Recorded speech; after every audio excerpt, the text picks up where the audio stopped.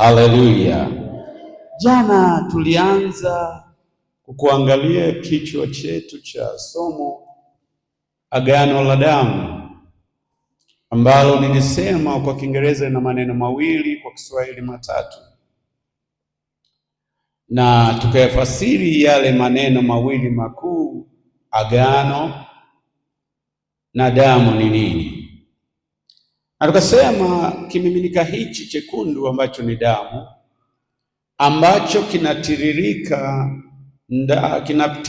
ndani ya mishipa, ndani ya miili yetu, huwa kina kazi maalum. Huwa kinasafirisha hewa ya oxygen, kinasafirisha virutubisho, kinasafirisha uchafu na hormones. Nilipokuwa ninaangalia nikasema, ikiwa damu inasafirisha hewa safi ya oxygen, Yesu kabla ya kuondoka aliwaambia wanafunzi neno hili, hewa safi itakuja. Haleluya! Baada ya mimi kufanya nini? Kuondoka, Roho Mtakatifu. Haleluya, haleluya. Kwa hivyo kumwagika kwa ile damu ilikuwa inamaanisha, kutiririka kwake ilikuwa inasafirisha hiyo hewa safi ambaye ni Roho Mtakatifu. Amina. Na sitaki kuingia hiyo sehemu sana, ila ningependa tu niingie moja kwa moja kwa siku ya leo katika maeneo haya. Moja, jana kazungumza, Mungu akasema atashuka kwanza kuangamiza mzaliwa wa kwanza wa Misri, hatimaye ashughulikie miungu ya Wamisri. Mpendwa, ni jambo la kawaida. Unaweza kutoa ushuhuda, Mungu alipiga miungu ya Misri, ya Wamisri. Unajiuliza ni ipi sasa? Ni rahisi kuisema kwamba alipiga miungu ama alishughulikia miungu, Mungu kama Mungu. Lakini ni vizuri katika semina tukajua hii miungu ni miungu ipi. Lakini usahau, kabla ya Mungu kufikia ile miungu, alishughulikia lango ambalo ni wazaliwa wa kwanza. Yaani Mungu hakuifikia ile miungu moja kwa moja. Kwanza alishughulikia hivi vizuizi, na hivi vizuizi alikuwa ni mzaliwa wa kwanza. Katika familia zetu kama wanadamu, mtoto wa kwanza katika familia akizaliwa akiwa na upungufu wa akili ni tatizo kubwa. Nisamehe kama imekupata katika maisha, kwa sababu hii ni lango. Huyu ndiye anabeba tabia za baba na mama katika familia, na ni yeye ambaye atakuwa mwalimu kwa wale wanaokuja nyuma yake. Mungu atusaidie. Mungu atusaidie kanisa. Sasa kwa wale wa Misri, kumbuka niliwaambia waliingia maagano, wamekuingia maagano na miungu mbalimbali. Maagano haya waliyafanya kwa damu, kiasi kwamba kila aliyekuja na kukaa katika nchi ya Misri ilikuwa ni lazima awe mtumwa wa ile miungu, na endapo angeenda kinyume na ile miungu, inamaanisha angedumu katika vita. Wana wa Israeli walipoingia, walikataa hicho kitu kimoja, kuabudu ile miungu yao.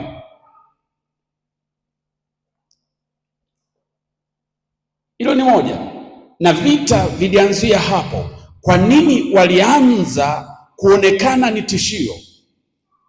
Eti hawa watu wanaongezeka, na kesho kutwa tu hawa watu hatutakuwa tena watawala, hatutakuwa tena wamiliki wa Misri, bali hawa wageni watakuwa wanatawala. Nini wa Misri walikiona? Sio tu ongezeko la kiidadi kwa nje, na hili linathibitishwa wakati ilipotolewa amri ya wale watoto wa kiume wauawe. Biblia inasema walipopitisha ile sheria ama ile kauli mbaya, mimi naita, wanawake wa Kiebrania hawakukoma kujifungua. Kitokea nini?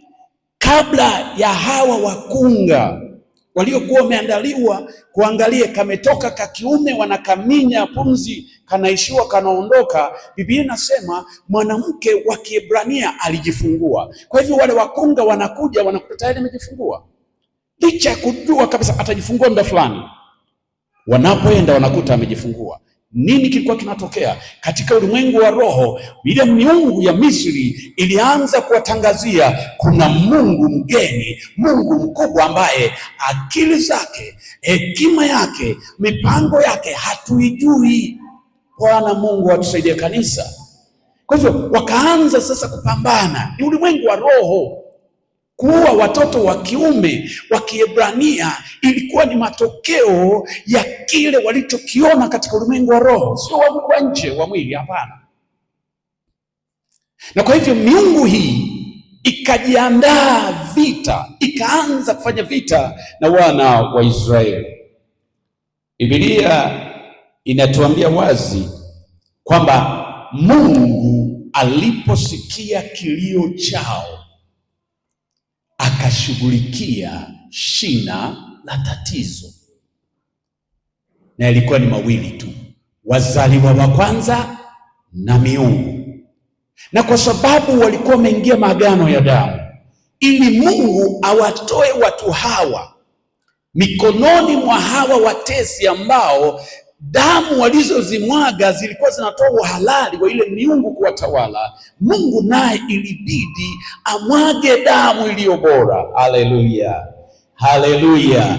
Damu iliyo bora ambayo kwa agano kwa kupitia damu ile anafanya agano na Waisraeli kwa upya na kusema, nyinyi si wa kufa japokuwa mko katika nchi ya ugenini. Haleluya, haleluya, haleluya! Kuwa ugenini sio uhalali wa wewe kufa.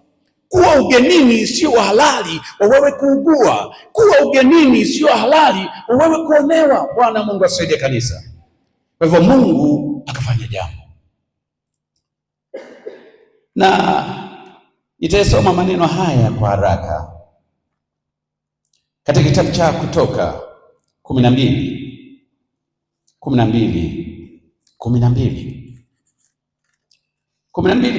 Neno la Mungu linasema hivi. Nasikia karatasi zako bado zinalia. Asante, nasikia utulivu. Nasema hivi: maana nitapita kati ya nchi ya Misri usiku huo, nami nitawapiga wazaliwa wa kwanza wote katika nchi ya Misri, wa mwanadamu na wa mnyama, nami nitafanya hukumu juu ya miungu yote ya Misri. Mimi ndimi Bwana. Mungu anayesema maneno haya, ningetumia lugha hii kama inaruhusika, ama acha niseme alizungumza kibabe. Yaani Mungu alitanua kifua chake akasema, sawa, hii miungu imekuwepo. Miungu gani ambayo imekuwepo Misri, ambayo imewafanya wa Misri wamsahau Mungu aliyewaumba, wategemee vitu vingine? Tunaenda kuangalia ni jambo ambalo lilikuwa la ajabu. Wakati Mungu anaanza ule mchakato wa kuwatoa, dakika zile za mwisho, Mungu anasema, nitafanya moyo wa Farao kuwa mgumu. Kwa nini nitafanya moyo wa Farao kuwa mgumu? Kwa sababu kuna mzaliwa wa kwanza kwake, na huyo lazima aondoke ili niweze kuishughulikia miungu ambayo imemweka kwenye hicho kiti, inachompa kiburi cha kuwatesa Waisraeli. Bwana Mungu asifiwe. Nasema Bwana Mungu asifiwe. Kwa hivyo Misri ilikuwa na miungu mingi. Sasa sijui nitafanyaje, labda wanitaandika alafu nitatoa hiyo miungu kwa haraka. Unaweza nisaidia tu. Mungu wa kwanza alikuwa anaitwa Ra. Mungu wa kwanza wa Misri alikuwa anaitwa Ra. Huyo ni Mungu wa kwanza. na huyu alikuwa ni Mungu jua, alikuwa ni Mungu jua.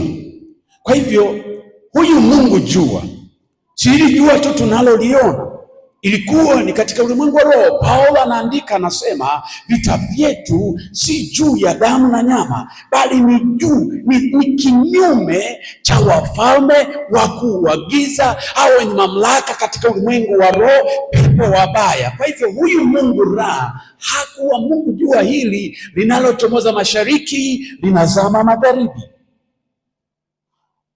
Alikuwa ni Mungu pepo. Kwa hivyo wa Misri walimwabudu huyu Mungu, na huyu Mungu alifanya maisha ya Waisraeli kuwa magumu, kwa sababu kila kunapochomoza na kuzama kwao ilikuwa ni kilio. Nirudie hivi, kila kulipoonekana jua linachomoza, Waisraeli walianza kuwaza juu ya mateso, walianza kuwaza wengine kupigwa, walianza kuwaza juu ya kuonewa. Yule Mungu jua hakuwa heri kwao.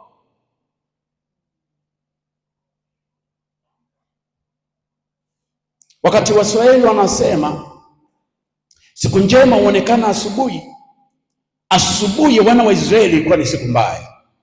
Kwa hivyo Mungu wa kwanza ambaye Mungu alikuja amshughulikia alikuwa anaitwa Ra,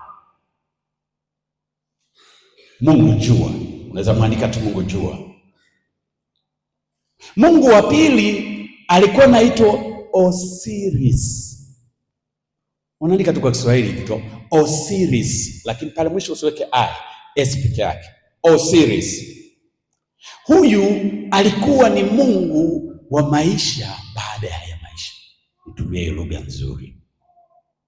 Na huyu Mungu alikuwa anasimamia eneo la uzazi. Nafikiri hapa mnanielewa, maongezeko ya wanadamu. Alafu huyu Mungu pia alikuwa anasimamia ufufuo.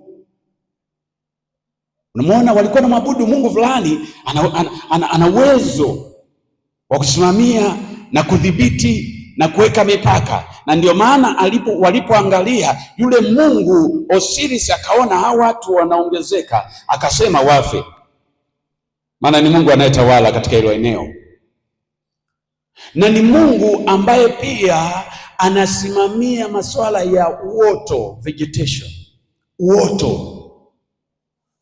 Kwa hivyo kijani yote inaonekana huyu Mungu ndio alikuwa amepewa kutawala. Sasa huyu Mungu akashituka, hawa watu wametoka kwenye njaa, alafu wamekuja Misri, wamepewa eneo zuri linaitwa Gosheni, ambalo lilikuwa kijani, lilikuwa na rutuba. Huyu Mungu alikasirika.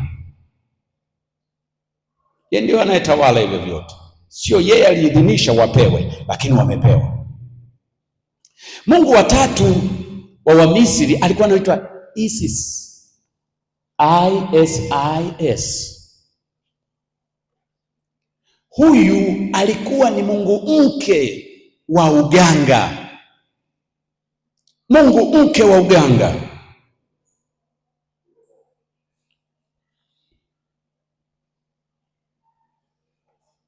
Wanne alikuwa anaitwa Horus, kwa Kiswahili tu Horus.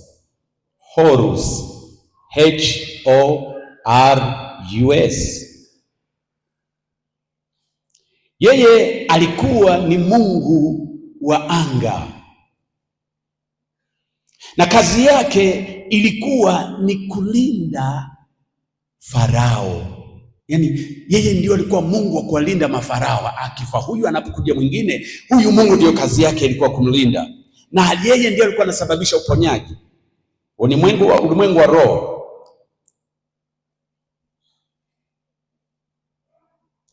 Mwingine watano alikuwa anaitwa Set, SET, Set. Mwambie mwenzako tutafika tu, mwambie jirani yako tutafika tu. Huyu Set alikuwa ni mungu wa machafuko, anaitwa mungu wa machafuko, naye walikuwa na mungu wanamwabudu anaitwa mungu wa machafuko. Huyu mungu wa machafuko kwenye historia yao alimuua ndugu yake. Huyu mungu wa ajabu ana ndugu. Mungu wa machafuko huyu alimuua ndugu yake. Sasa kuna asubuhi nilipokuwa nasoma kidogo nikacheka, nisema au huyu Mungu wa machafuko alima ndugu yake ndio yule aliua Abeli, ndio huyu Mungu wa machafuko ama nini? Sijasoma nikachambua nikapata ni hiyo, lakini kama aliua ndugu yake ni nani? Akaja Mungu mwingine anaitwa Anubis. Anubis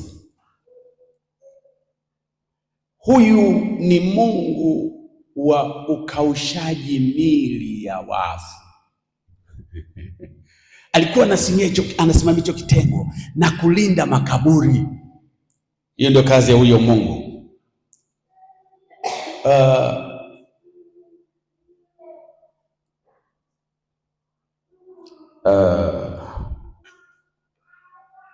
Hili linafanyika kwa ndugu zetu wa imani moja. Mtu akifa wanamuosha, wanamkamua kabisa tumbo, wanamwacha wazi, kisha anaenda kaburi, hana chochote. Hii elimu ilitokana na Wamisri ambayo ni ya Mungu huyo wa kulinda makaburi. Wakati fulani nilikuwa naishi kule Sanawari ya juu, askofu anafahamu hata mchungaji Pendo, tuko na mzee mmoja jirani yetu. Sasa kulikuwa na nyakati asubuhi unaweza kuamka makaburini unakuta mishumaa mikubwa kwenye pembe 4 inawaka juu ya kaburi. Nikataka kujua ni kwa nini. Nasema unajua, tunammulikia marehemu, tunamwashia tunampa mwanga. Nikajua huyu ndiye Mungu wa kulinda makaburi. Huyu hakuna chochote, haulindi mifupa, ni makaburi tu. Kwa hivyo huyu naye alikuwa ni Mungu wao, anaitwa Anubis. Akaja Mungu wa 7 anaitwa Bastet. Bastet.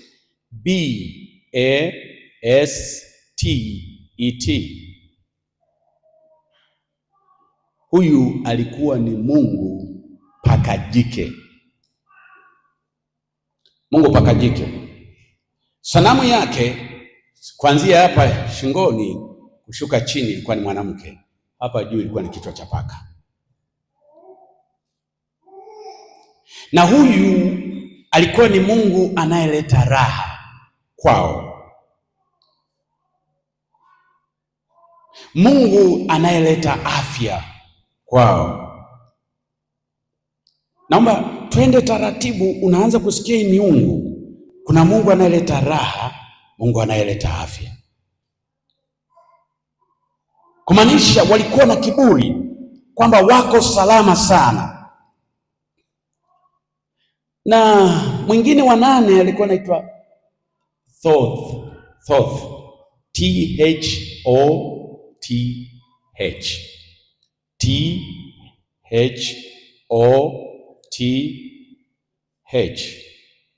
Huyu alikuwa ni Mungu wa hekima. Alafu ni Mungu wa maarifa na sayansi. Kwa zamani walikuwa na Mungu wanayemwabudu ambaye anasimamia maarifa na sayansi, anaitwa Thoth. Mwingine wa 9 alikuwa anaitwa Hathor. Hathor.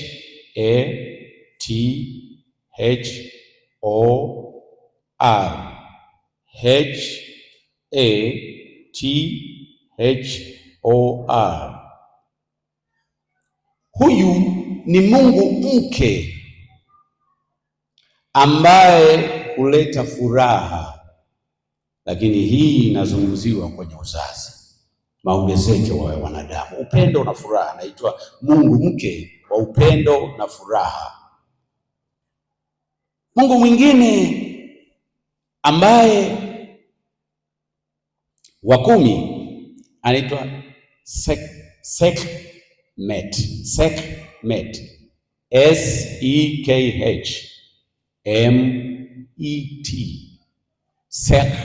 Sekhmet.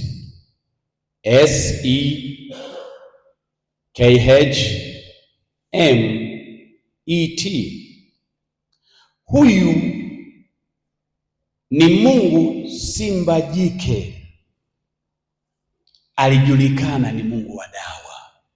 Kwa hivyo walikuwa wanamwabudu kwamba hakuna ugonjwa, hakuna tauni inayoweza kuwagusa, maana wana huyo Mungu. 11 anaitwa Maat, M-A-A-T. Mungu mke wa kweli na haki. Huyu Mungu mke aliyekuwa anasimamia kweli na haki, huyu alikuwa anasimamia maadili. Yaani kila Misri anapozaliwa anahakikisha ile elimu ya kipepo ya kishetani na utaratibu huyo anakuwa akijua na kuishika. Na haya ndiyo ambayo yalitokea hata kwa wana wa Israeli. Baada ya kukaa huko kwao, baadhi yao walijikuta wamezolewa na hayo maadili ya Kimisri, kwa sababu katika ulimwengu wa roho alikuwepo Mungu anayehakikisha kila anayezaliwa anakuwa katika maadili yale ambayo yapo pale Misri. Mungu atusaidie kanisa. Wa mwisho 12 alikuwa anaitwa Nut, N-U-T. Nasema huyu ni Mungu mke wa anga, Mungu mke wa anga. Bwana Yesu atusaidie kanisa. Bwana Yesu atusaidie kanisa. Unajua, tunapojua mambo fulani ni ili tupige hatua fulani kutoka mahali fulani ambapo tulikwama. Haleluya. Mchungaji, kwa nini unatufundisha juu ya miungu ya Wamisri? Mimi sijafundisha, ndivyo ilivyo Biblia. Katika Kutoka 12:12 imesema, Mungu amesema atapiga mzaliwa wa kwanza na miungu ya Wamisri. Sasa hii miungu ya Wamisri lazima tuijue, na ndio hii ambayo tunaizungumza. Sio ya pekee hii ni miungu mikuu 12. Wana miungu vingine vidogo vidogo, lakini hii ndio ilikuwa miungu mikuu. Bwana Mungu asifiwe jioni ya leo. Nasema Bwana Mungu asifiwe jioni ya leo. Nasema Bwana Mungu asifiwe jioni ya leo. Nasema Bwana Mungu asifiwe jioni ya leo. Tunaanza taratibu. Mungu anashuka kupiga uzaliwa wa kwanza wa Wamisri. Hii ni eneo ambalo tunalifahamu, nafikiri kanisa tunafahamu kwamba Mungu usiku ule baada ya Musa na Haruni kumwendea Farao mara 9, licha ya mapigo yote 9, bado Farao moyo wake haukulainika. Kwa nini? Alikuwa na lango, alikuwa na mzaliwa wake wa kwanza. Kiburi chake kilikuwa hata nikiondoka, huyu jamaa hapa nyuma bado atashikilia mpini. Mungu atusaidie. Lakini Mungu wa mbinguni alikuwa amekusudia kufuta huu mfumo wa umiliki wa kipepo ambao ulikuwa unaanza kuwapotosha wana wa Israeli kwa kuanza kushughulikia wazaliwa wa kwanza. Biblia inasema Farao akalala kama kawaida, maana alikuwa anajiamini, anawaamini waganga wake, anawaamini watu wenye hekima katika nchi yake. Alikuwa anaamini Mungu jua, kwamba Mungu jua akipambazuka atawatesa hawa watu, wataendelea kuwafanyia kazi. Alizoea kuona hilo. Nataka nikwambie jioni ya leo ya kwamba adui zako wanaona, wanajua saa ya kuanguka kwako, saa ya kushindwa kwako, saa ya kufilisika kwako. Siri ambayo wamefichwa ni muda wa kuinuliwa kwako. Ukiona unaenda chini, una Mungu anayetoa watu majivuni na kuwaketisha na wakuu. Jina la Yesu libarikiwe. Mwambie jirani yako, adui zako wanajua kuanguka kwako, adui zako wanajua kushindwa kwako, lakini hawajui kuinuka kwako, hawajui kuinuka kwako. Biblia inasema katika Kutoka 9, itaenda kwa haraka 9:20 ili tuanze kuona Mungu alivyoanza kuishughulikia hiyo miungu. Kutoka 9 mstari wa 20, Biblia inasema Kwa ule mstari wa 20 mpaka 23, yeye aliyelicha neno la Bwana miongoni mwa watumishi wa Farao aliwakimbiza watumishi wake na wanyama wake waingie nyumbani, na yeye asiyelitia moyoni neno la Bwana akawaacha watumishi wake na wanyama wake mashambani. Bwana akamwambia Musa, nyosha mkono wako kuelekea mbingu. Jua liko wapi? Liko huku angani. Anamwambia nyosha mkono wako kuelekea wapi? Mbingu. Na Bwana akaleta ngurumo na mvua ya mawe na moto ukashuka juu ya nchi. Bwana akanyesha mvua ya mawe juu ya nchi yote ya Misri. Bwana Mungu atusaidie.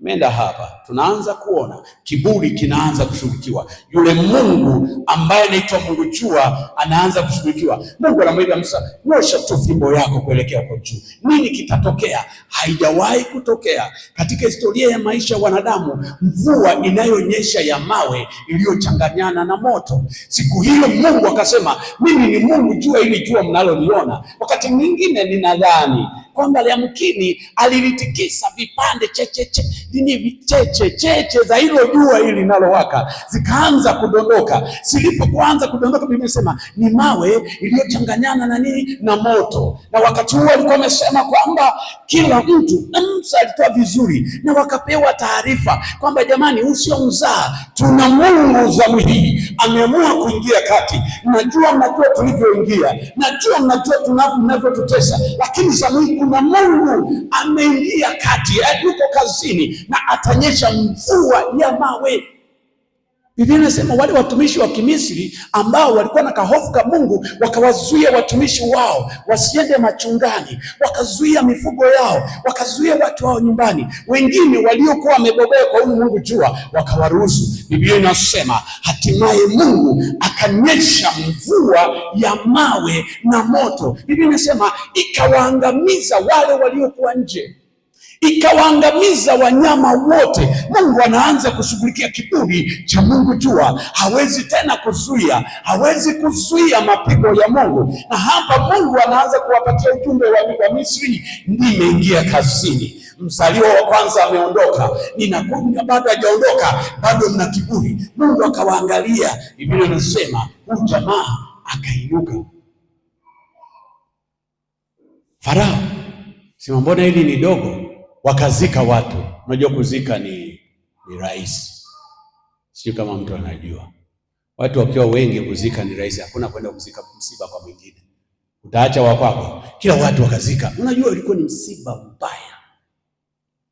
Alafu mizoga ya wanyama ilitapakaa.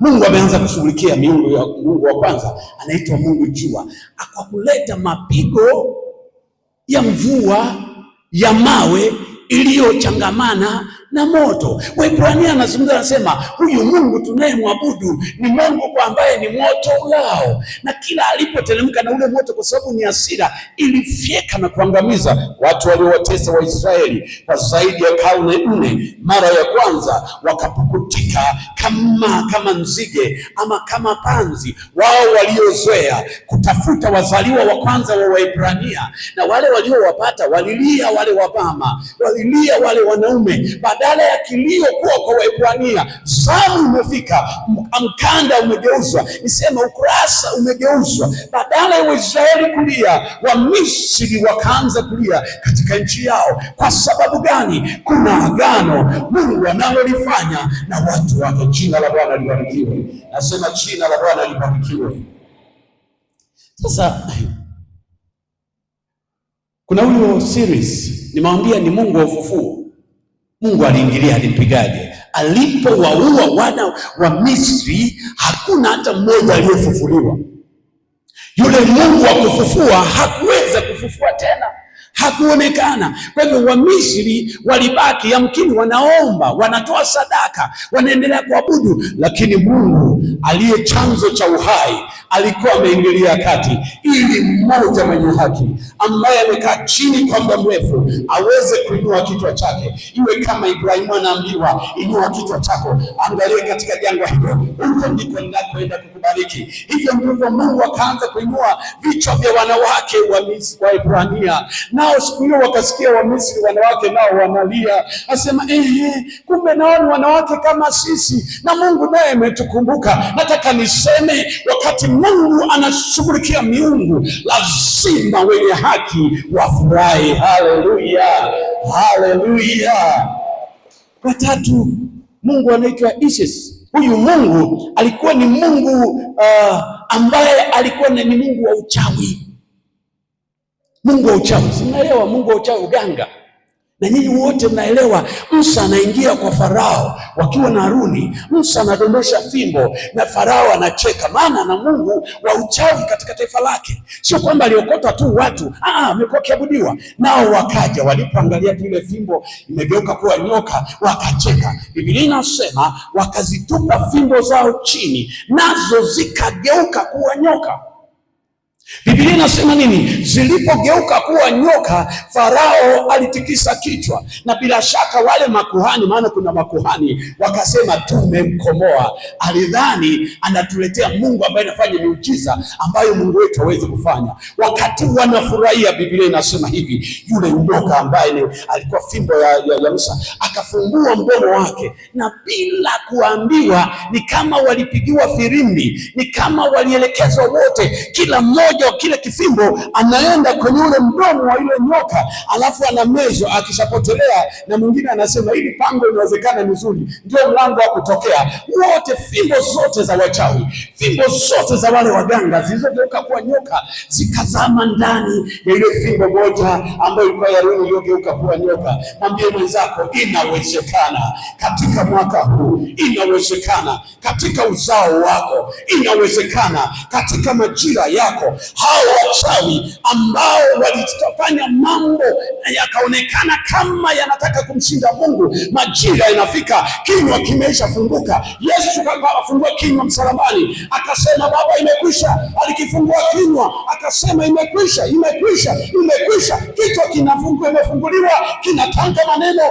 Uchawi lazima usalimu amri, lazima uingie na wewe wake ukiwa hai, maana tuna Mungu anayekuja kwa majira. Na mmoja mwenye pumzi aseme amina. Mmoja mwenye pumzi aseme amina. Mwingine watano anaitwa Mungu wa machafuko. Mungu wa machafuko, huyu alikuwa ni Mungu anayedhibiti dhoruba zinazoibuka ama vimbunga vinavyotokea kwenye jangwa. Kwa hivyo ndio ilikuwa kazi yake. Sijui kama unanielewa, mtu wa Mungu. Hiyo ilikuwa kazi yake, kikitokea akiitwa anatuliza. Sasa hapa palitokea kimbunga ambacho huyu Mungu alishindwa kukizuia. Bwana Yesu asifiwe. Nasema Bwana Yesu asifiwe. Bwana Yesu asifiwe. Kutoka 7:22 inasemaje? Kutoka 7:22 inasema maneno yafuatayo: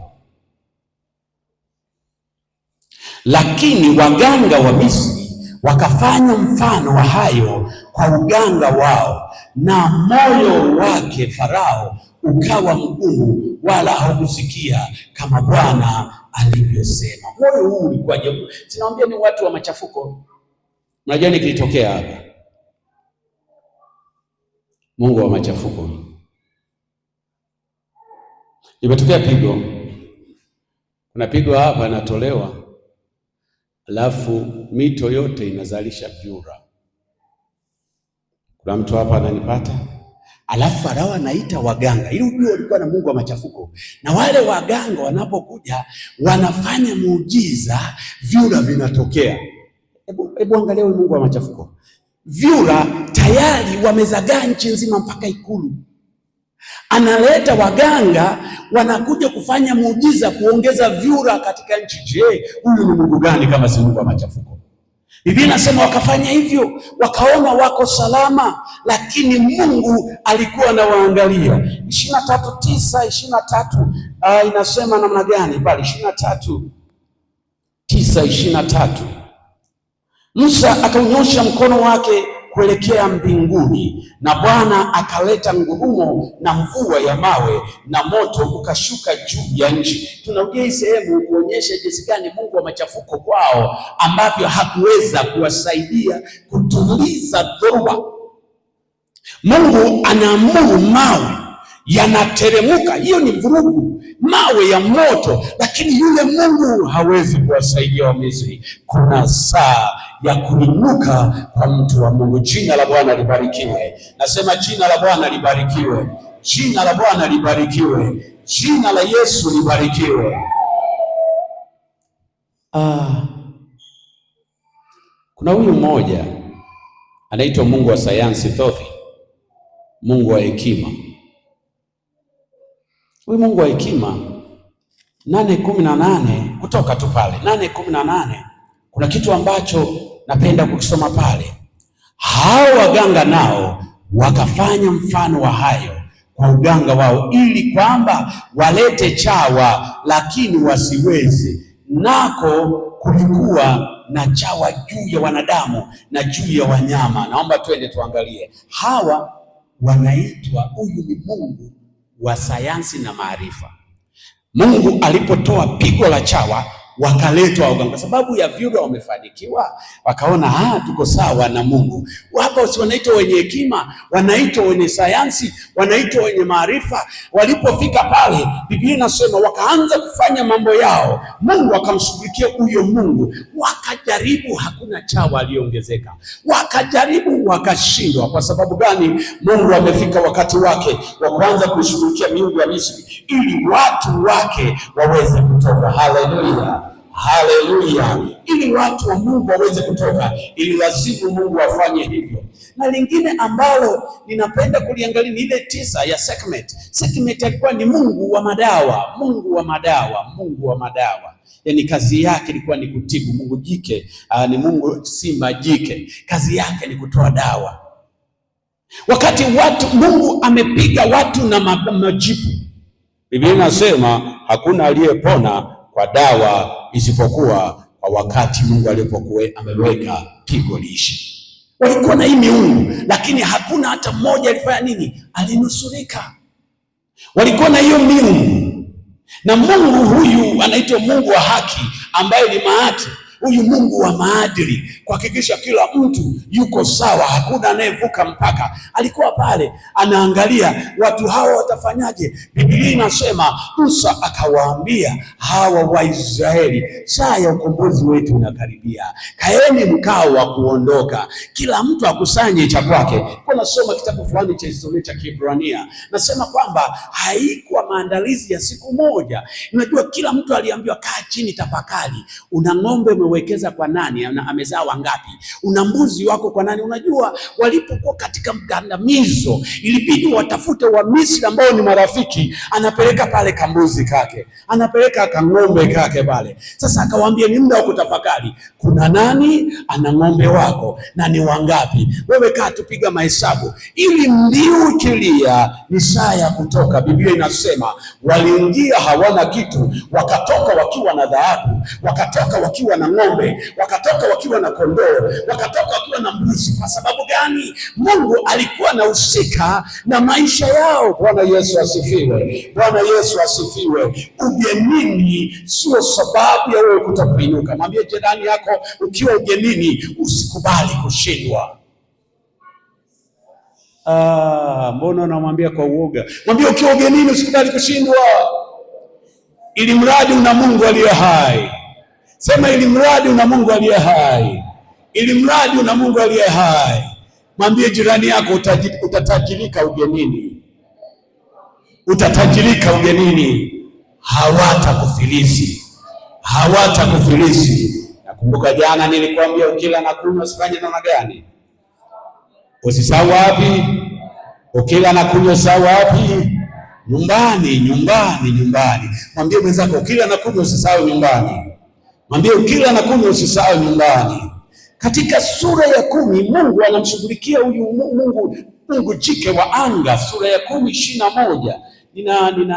Nakimbia kidogo kwa sababu ninalazimika. Kwa hivyo Bwana akamwambia Musa, Kutoka 10:21, Bwana akamwambia Musa, nyosha mkono wako kuelekea mbinguni, kuwe giza juu ya nchi ya Misri, watu wapapase gizani.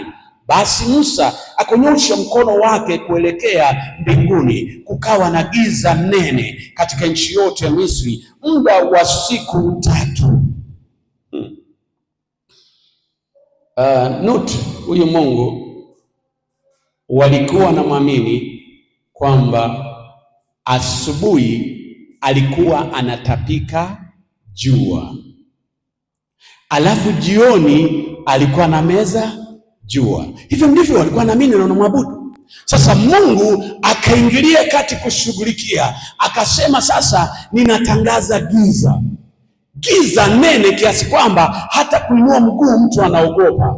Na tena giza sio la masaa 12. Giza linakuwaga masaa 12 kwa masaa yetu, lakini hili lilikuwa ni giza la siku 3. Mungu alikuwa anashughulikia nini? Alikuwa anashughulikia huyu Mungu jua ambaye alisemekana anamezwa na huyu Mungu Nuti jioni, alafu asubuhi anatapika. Mungu akasema mtajua mimi ni Mungu ninayetawala mianga yote, mwanga mkubwa wa jua na mwezi. Akasema kutakuwa na giza wala hapatakuwa nuru kwa siku 3. Biblia inasema kila mmoja aliogopa, kila mmoja alihangaika, hapakuwa na nuru. Mungu anaishughulikia miungu ya Misri kwa sababu ya mmoja ambaye Nelia na kilio chake kimemfikia. Jina la Yesu libarikiwe. Nasema jina la Yesu libarikiwe. Niseme hivi, ni tofauti na sisi wanadamu wa kizazi hiki. Biblia inasema wakati tungali dhambini, wakati huo si tunaogelea na dhambi, hakuna kumlilia Mungu, hakuna kumtafuta Mungu, eti pendo la Mungu likatufikia. Wakati huo Mungu akatutafuta na kutuokoa tungali dhambini.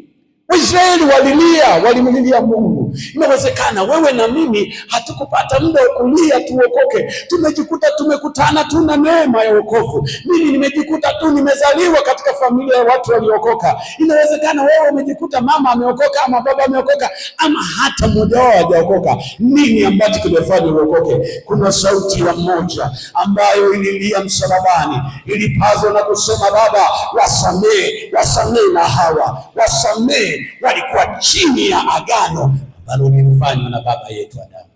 Unajua Adamu na Hawa walifanya agano. Na jioni ya leo naomba nikupe maneno mawili. Kuna wawili ambao hawana wajukuu, wana tu. Kwanza, hakuna wajukuu wa Adamu. Wewe sio mjukuu wa Adamu, ndio maana unaitwa mwanadamu. Mwambie jirani yako, wewe sio mjukuu wa Adamu. Usikae kijukuu. Mwambie usikae kijukuu. Na deka mimi mjukuu, mimi sio mwana. Hakuna mjukuu. Adamu hana wajukuu. Ndio maana kila anayezaliwa anaitwa mwanadamu, mwana wa Adamu, mwana wa Adamu, mwanadamu.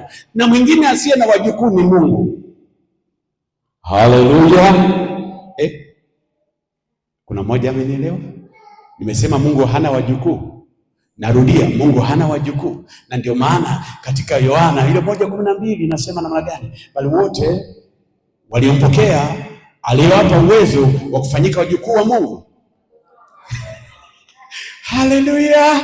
Wamefanyika nani? Watoto wa Mungu, wajukuu wa Mungu. Watoto wa Mungu. Jina la Bwana libarikiwe. Nasema jina la Bwana libarikiwe. Mpaka hapo tunaona Kutoka 12:12 inaanza kutimia. Mungu ameshughulikia miungu ya Misri. Biblia inasema hapa matukio mbalimbali. Wakati huo wanatoka, wanaanza kwenda, Mungu huyo anainuka, alafu anawafuatilia. Mungu anasema mimi ndiye Mungu wa anga. Biblia inasema akaweka wingu mchana. Anasema mimi ninatawala, hakuna jua, limetosha, miaka 400 imetosha, hawataungua tena. Biblia inasema Mungu akaweka wingu. Yule Mungu jua licha ya kuwaka, ule miale yake haikupenya lile wingu. Biblia inasema ule ulikuwa ni mkono wa Mungu. Mungu mwenyewe akawapa uvuli, wanatembea mchana pasipo jua kali, wanatembea chini ya uvuli. Mungu anasimamia majira, akasema na usiku kwenye jangwa kuna baridi, kwenye jangwa kuna baridi, na kwenye jangwa hamna taa, kuna giza. Mungu akasema nitayasimamia majira. Biblia inasema na usiku akaweka nguzo ya moto kuonyesha Mungu anayetawala, na hakuna miungu mingine ambayo inaweza kuzuia. Wakati kuna giza, yeye Mungu anapotokeza, hakuna giza linaloweza kukuzuia. Inawezekana watu wanasema ni usiku, inawezekana watu wanakwambia huwezi kutembea. Biblia inasema hatutembei kwa kuona, hatutembei kwa kupapasa, hatutembei kwa akili zetu, tunatembea kwa imani. Na imani ni nini? Imani ni neno la Mungu. Neno la Mungu ni nani? Neno la Mungu, Biblia inasema Yohana 1:1, hapo mwanzo kulikuwa neno, naye neno alikuwa na Mungu, na neno ni Mungu mwenyewe. Kwa hivyo unapokutana na giza, usiogope kama watu wasio na Mungu. Wewe una Mungu kama nguzo yako. Utapita kwenye giza, sio ndani ya giza, utatembea katika nuru. Misri wakawa wanawafuata nyuma, Mungu akaona hao wapumbavu hawa wanaona hii nuru. Biblia inasema akaiweka nguzo katikati, Waisraeli hawa wa Misri huku ni nguzo hiyo inatoa mwanga kwa Waisraeli, lakini hiyo nguzo huku inatoa giza. Adui zako wanapokufuatilia na umempata Yesu, akiingia kati atakuwa nuru kwako, lakini kwao itakuwa giza. Utatembea, hautajikwaa, tauni haitakugusa. Maadui watakuja, wakifika hawakuona, sema mbona alipitia hapa? Maana Mungu anageuka kwa nguzo yako kwa ajili ya kukupa amani. Nataka niseme, inawezekana ni jangwa lenye baridi, inawezekana ni jangwa lenye ukiwa. Hiyo nguzo sio mwanga tu itakupa, sio nuru tu itakupa, hata joto itakupa. Wakati watu wanakaa mbali, hiyo nguzo ikikutangulia mpendwa, wanashangaa, wanasikia mtu anaimba, wanasema anawezaje kuimba? Ndugu, una sababu za kuimba, maana hauko kwenye friji. Jina la Bwana libarikiwe. Jina la Yesu libarikiwe. Waambie acha waje. Mwambie acha waje. Mwambie acha waje. Ndio hivyo, walipoona bahari imefunguka, akasema tuna miungu tutawafuata. Mwambie jirani yako acha waje. Mwambie tu acha waje. Acha waje. Biblia inasema japokuwa ni wajinga, kwenye hiyo njia tutapotea. Hawa waliona hekima zao, wakaona si wamepita hapa kwenye bahari iliyogawanyika, tena ni pana, tutapita, tutafuatilia waangamize. Biblia inasema Mungu akawachungulia kwenye wingu kutoka mbinguni. Kitu alichofanya Mungu nampenda, akaanza kuchomoa matairi ya yale magari yao, anaanza kutoa, anaanza kuchomoa. Wakati wanaendelea kushughulikia, Waisraeli wanafika ng'ambo, wanatoka ng'ambo, alafu wanaiangalia bahari, wanaona njia pana, wanaona Wamisri wengi. Mungu anasema hii ndio saa ambayo ulisema adui zenu hawataonekana tena milele. Una Mungu ambaye yuko juu ya miungu yote. Naomba usiku